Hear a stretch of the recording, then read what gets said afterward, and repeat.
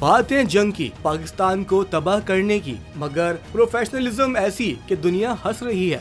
भारतीय फजाइया में 30 साल में 550 से ज्यादा फजाई हादसात में से 150 से ज्यादा भारतीय पायलट्स हलाक हो गए। भारतीय फजाइया में रोजमर्रा के हादसात में हलाक होने वाले पायलट्स की तादाद कारगिल जंग में होने वाली हलाकतों से 30 गुना ज्यादा है। इन हलाकतों की बुनियादी वजूहात में इंसानी गलतियाँ, तकनीकी खराबियाँ, हादसात और गैर मेयारी तरबियत शामिल है। 2 अप्रैल 2025 को भारतीय फजाइया का जैगवार तैयारा रात की तरबियती प्रवास के दौरान जामनगर में गिरकर तबाह हुआ। तैयारे में भारतीय फजाइया का पायलट लेफ्टिनेंट सिद्धार्थ यादव इस हादसे में हलाक हो गया था। वाज़ेह रहे कि 2019 में भी भारत ने पाकिस्तान में मिस एडवेंचर करने की कोशिश की थी। पाकिस्तान की हदूद में मार गिराया जाने वाला भारतीय तैयारा MiG-21 बाइसन था, जिसे भारतीय पायलट अभिनंदन उड़ा रहा था।